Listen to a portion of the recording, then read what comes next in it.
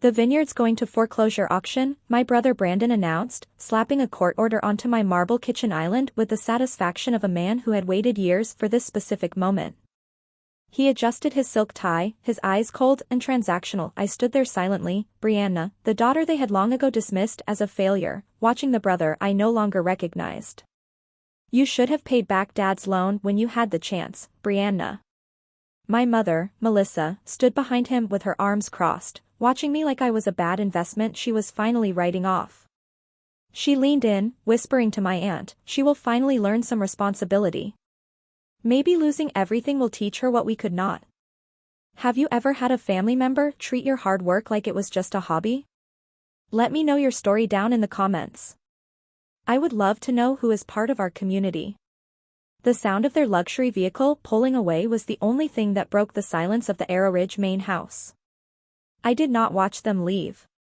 I did not chase them down the driveway to beg for more time or try to explain the reality of our father's estate. In my world, words are just noise. I deal in soil, science, and the cold, hard numbers of a global distribution network. I looked at the court order sitting on the counter. It was stained with a single drop of condensation from Brandon's iced latte. $140,000. That was the figure he had scribbled in the margins, claiming it was a bridge loan Michael had given me for startup costs. I did not cry. I did not feel the weight of panic in my chest. Anger was not loud this time, it was clinical. I picked up the document and walked toward my office, the air inside smelling of cold mountain air and expensive oak. My boots made a steady, rhythmic sound on the reclaimed wood floors. This was not a breakdown. This was a balance sheet, and Brandon had just made a catastrophic accounting error. I sat down at my terminal, the 3 monitors glowing with the data from our high-tech fermentation labs and climate sensors. I had been the silent investor in their version of family for far too long. I rubbed my eyes, trying to summon a shred of regret for what I was about to do, but there was only clarity. I opened my laptop and started clicking. I did not start with a phone call to my lawyer. I started with the foundation of my empire. The Arrow Ridge Vineyard was not just 40 acres of grapes. To the world's elite private collectors, it was the source of the Obsidian label, a wine so rare that it was sold exclusively via blockchain-verified contracts. Brandon and Melissa had spent years assuming I was just playing with grapes in the Pacific Northwest, unaware that my annual revenue had just crossed the $5 million mark. I accessed the Obsidian distribution ledger. For years, as a gesture of what I thought was family loyalty, I had maintained private keys for Brandon and my mother. These keys allowed them to access our vintage library and draw from our private reserve. It was a subscription they had been enjoying for free, with me footing the bill. My compassion had been a luxury they had overdrafted for years, and now, the account was closed. With 4 precise keystrokes, I revoked their digital certificates. I watched the status bars turn from green to a stark, blood-red inactive. Brandon would find out the next time he tried to impress a client with a bottle that was not legally his. Next, I turned my attention to the foreclosure document. Brandon had added a predatory bridge loan clause, likely forged in his own law office, thinking I would not have the resources to dispute it. He thought he was playing a game of chess against a child, but he had forgotten who designed the board. I opened the encrypted vault containing my father's real legacy. Not the money, but the truth. I navigated to the blockchain-verified deed of the Grand Cru Hilltop, the heart of the estate. Every sensor, every irrigation line, and every drop of the water rights was tied to this digital ledger. I spent the next hour systematically locking down every asset.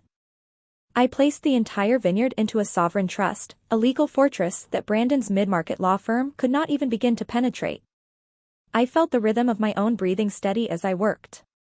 Calm, factual, lethal.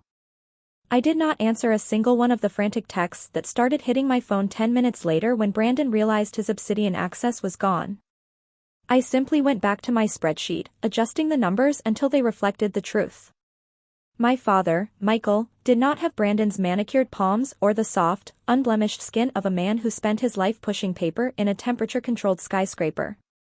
Michael's hands were a landscape of deep creases and permanent calluses, always smelling of rich earth and diesel fuel. When he looked at the Arrow-Ridge soil, he did not see a development opportunity for a luxury resort.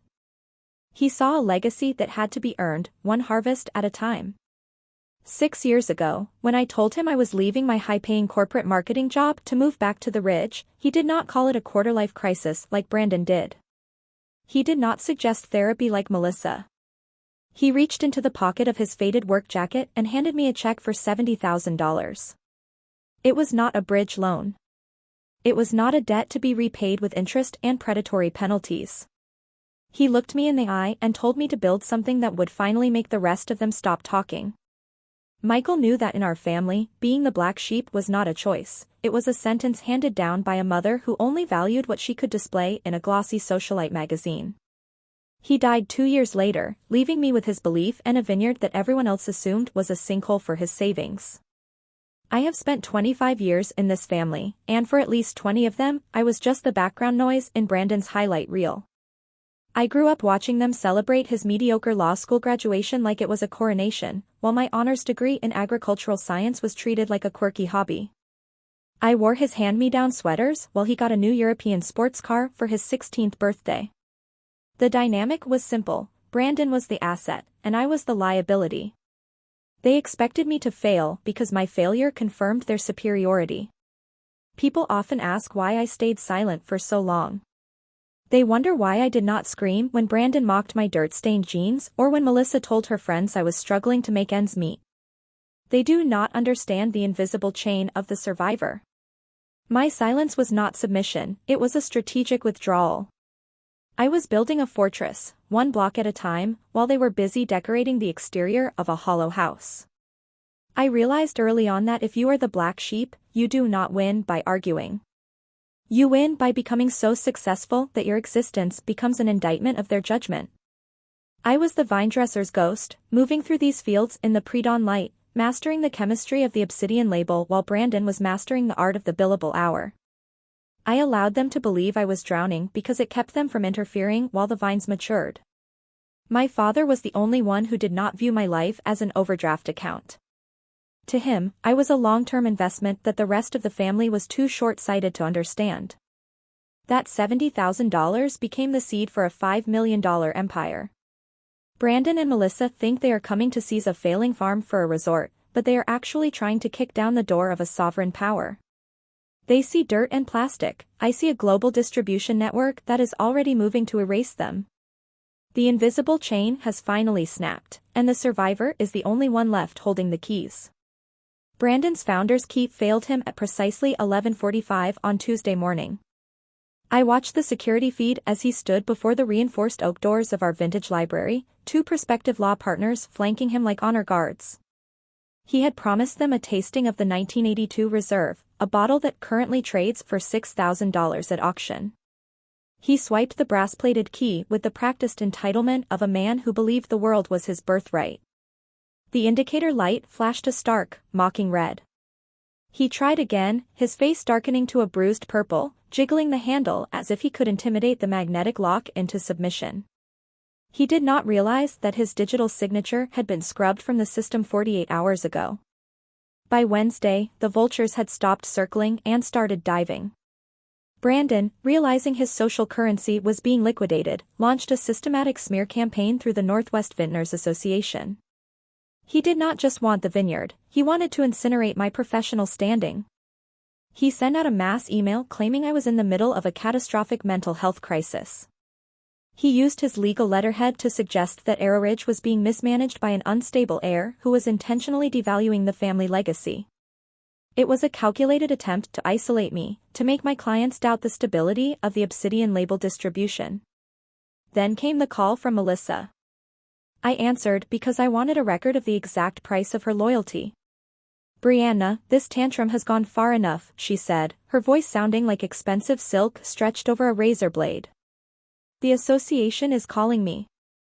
Your brother is humiliated, and you are making the family look like a collection of brawling amateurs. You are acting like a liability, and I will not have it." She did not ask how I was. She did not ask why I had locked the doors. She moved straight to the demand. "There is a way to fix this before the county assessor arrives on Friday," she continued. Sign over the deed to the Grand Cru Hilltop to Brandon immediately. He is an attorney, he understands how to protect a real estate portfolio. You can help your brother with the debt Michael left behind. It is the only way to preserve the legacy Michael built. The Grand Cru Hilltop was 40 acres of the most perfect volcanic soil in the entire Pacific Northwest. It was the soul of the vineyard, the origin of every grape that earned us our $5 million annual revenue. Melissa was not asking for family peace, she was asking me to facilitate a hostile takeover. My mother had always viewed our relationship as a high-interest loan, one where I provided the equity and she provided the criticism. The Hilltop deed is not a line item in your budget, Melissa, I said. My voice was clinical, devoid of the panic she expected. It is a sovereign territory. If Brandon wants to play at real estate, tell him to buy a condominium. I hung up and returned to my terminal. Brandon was busy with his lies, but I was busy with the audit. Every smear he sent was just more evidence for the balance sheet I was preparing for Friday morning. The vultures were hungry, but they did not realize they were already caught in the trap. Friday morning arrived crisp and clear, the kind of perfect weather that usually signals a successful harvest, but today it signaled the destruction of my family's delusions. Brandon arrived at 8:30 in the morning, overdressed in a charcoal suit that looked absurd on a working ridge. Melissa was beside him, her face set in an expression of anticipatory satisfaction, as if she were attending the opening of a gallery rather than the seizure of her daughter's life. At 9 in the morning sharp, the county vehicle pulled up the driveway. The assessor, a man named James, emerged from the car with a clipboard, a camera, and the clinical stare of a man who had valued thousands of properties in his career.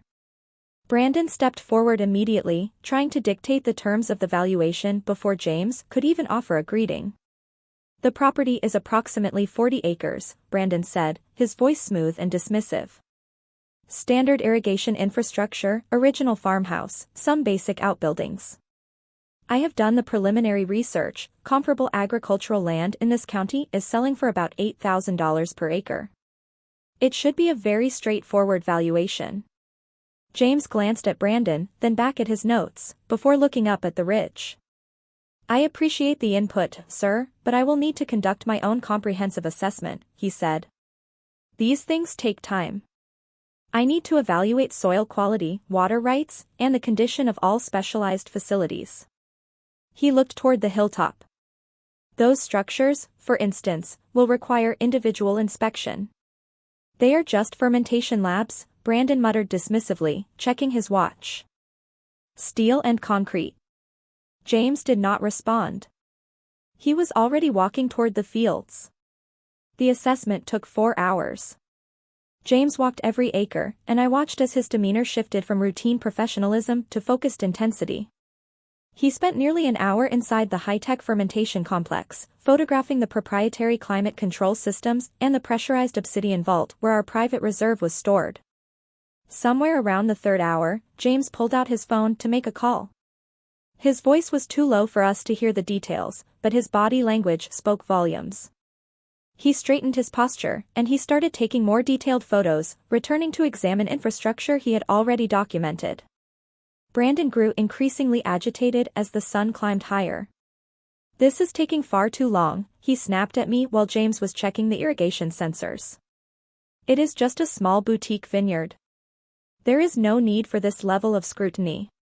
James returned to the office, his face flushed. He looked at Brandon for a long moment, then turned to me. Brianna, may I see your client records and active contracts? Of course, I said, leading him to the terminal in my office. Brandon and Melissa followed us inside, their curiosity finally beginning to outweigh their condescension. I opened the encrypted ledger where our global distribution contracts were stored. James leaned in, reading the first page, then the second.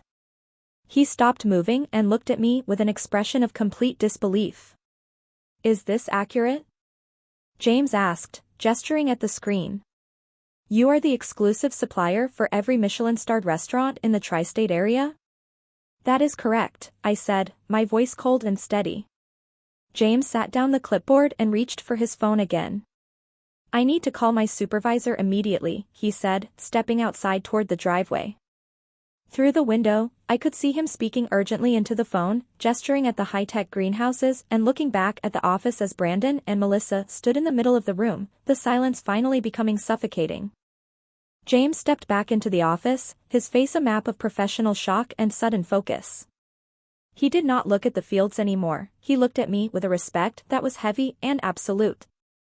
Brandon was already at his side, demanding the number with the arrogance of a man who thought he was about to inherit a gold mine. "The property is worth between $12 and $15 million, James said, the words falling into the room like lead weights. Brandon's face went from smug to a sickly, pale gray in 3 seconds. He tried to speak, but the sounds were just strangled air.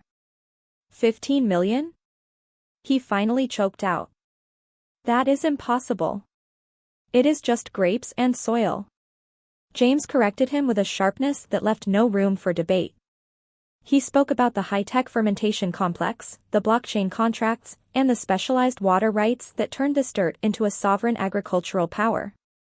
Melissa's hands were shaking so hard she had to grip the back of the chair she had been using as a throne. Then my attorney, who had been sitting in the shadows of the room like a silent auditor, stood up. She did not offer a greeting, she offered a killing blow. She pulled a tablet from her briefcase and turned it toward Brandon. "While you were busy valuing the land, we were busy valuing your integrity, Brandon," she said. She pointed to a digital overlay of the bridge loan document he had used to file the foreclosure. It was a forensic analysis of the digital metadata. The document was a forgery. Brandon had used a digital timestamp to create a predatory clause that our father, Michael, would never have signed. There was a 48-hour mismatch between the alleged signing and the actual creation of the digital file on Brandon's law firm server. It was not just a mistake in accounting, it was document fraud. It was a felony. My brother, the prestigious attorney, had left a digital footprint on a crime scene he thought he controlled. I watched the realization hit him. The prestigious career, the corporate plans, and the effortless superiority all began to dissolve into the reality of a criminal investigation. He was not the asset anymore, he was the primary suspect. Melissa looked at him, then at me, her mouth opening and closing like a fish out of water. She had authorized a criminal to seize a sovereign legacy, and now the balance sheet was being settled in full. Anger was not loud this time, it was clinical. This was not a breakdown. This was a balance sheet, and Brandon had just made a catastrophic accounting error. I stood there, silent, as my attorney handed the folder to James, who was now bound by his duty to report the discrepancy to the county clerk. Inside, my office glowed with a different kind of sunrise, the kind made of facts, numbers, and quiet retribution. Brandon had come to Arrow Ridge to take my life, but he had only succeeded in providing the evidence for his own undoing. The gates of Arrow Ridge were cold under the morning shadow when they returned. This time, there was no luxury vehicle, no polished suits, and no corporate arrogance. Brandon and Melissa stood at the perimeter fence as the first crate of the newest Obsidian label vintage was being loaded onto a private transport destined for a collector in Zurich. My mother's eyes were red, her usually pristine hair disheveled by the mountain wind. She reached out toward the iron bars, her voice no longer a razor blade but a broken plea. "Brianna, please," she said. "Your brother is facing disbarment. The bank is calling in his other loans because of the fraud investigation. We are family. You cannot let them take everything Michael built."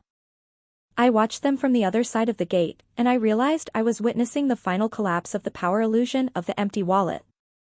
For 25 years, I had been under the thumb of their perceived authority. I had believed their superiority was an inherent part of who they were. But looking at them now, stripped of their legal leverage and their social standing, I saw the truth. Their power was never internal. It was not built on character or the value of their being. It was a costume they had rented with my father's money and my silence. In the world of accounting, there is a fundamental difference between having and being. Brandon and Melissa had spent their lives focused on the having, the titles, the property, the appearance of a corporate legacy. They had no value of being. Without the vineyard to seize, without a cash cow to bleed dry, they were socially and ethically bankrupt. Their authority had vanished the moment their perceived wealth was exposed as a lie. I realized that my brother's prestigious career was just a facade that required stolen equity to remain upright. Brandon tried to speak, his voice cracking. "We can settle this, Brianna," he said. "We can go back to the original estate plan. Just tell the assessor there was a misunderstanding with the paperwork. We will let you keep the lower fermentation labs. Just give us the Grand Cru Hilltop so we can salvage the resort deal. We need that capital to pay off the investigators." I stepped closer to the gate, the cold metal biting into my palms. "You still do not understand, Brandon," I said. "You came here to value the property, but you never bothered to check the foundational deeds. My father knew exactly who you were. He knew your greed would eventually lead you to attempt exactly what you did today." I pulled a thin digital folder from my pocket, the certified deed Michael had placed in a sovereign blockchain vault years before he died. James had already confirmed the vineyard was worth $15 million, but what he had not mentioned yet was the specific ownership of the core. "This is the deed to the Grand Cru Hilltop," I said, holding the screen up for them to see. Michael did not leave it to the estate. He did not leave it for Melissa to execute. He deeded the hilltop, the 40 acres of volcanic soil that define the entire vineyard, exclusively to me as an individual grant. The realization hit them like a physical weight. Without the hilltop, the remaining land they were trying to seize was just a collection of rocky outbuildings and secondary fields. It was worthless for resort development and even more worthless for high-end vintnering. I had been the sovereign of this ridge from the very beginning. They had been trying to foreclose on a house where they did not even own the foundation. Melissa sank to her knees against the fence, the illusion of her matriarchal power finally dissolving into the dirt she had mocked for so long. "Goodbye, Melissa," I said. This wasn't a family dispute. It was a final audit. The court dismissed the foreclosure action 6 weeks later with prejudice. The judge's ruling was absolute, specifically citing the total lack of documentary evidence and the clear pattern of fraud in Brandon's claims. My brother received a formal warning about frivolous filings, a mark that would accelerate his disbarment and the total collapse of his reputation. I watched from the highest point of the Grand Cru Hilltop as the mountain wind swept the last traces of their noise from my land. I established the Michael Heritage Fund to provide legal support and equity grants for young agricultural innovators, helping others break the cycle of predatory control and exploitation. I walked through the rows of my vines holding my father's old pruning shears, their weight a reminder of the real work and the only inheritance that ever mattered. I poured a glass of the newest Obsidian label vintage and stared at the horizon. I reached into my pocket, pulled out my phone, and turned it off. Silence at last.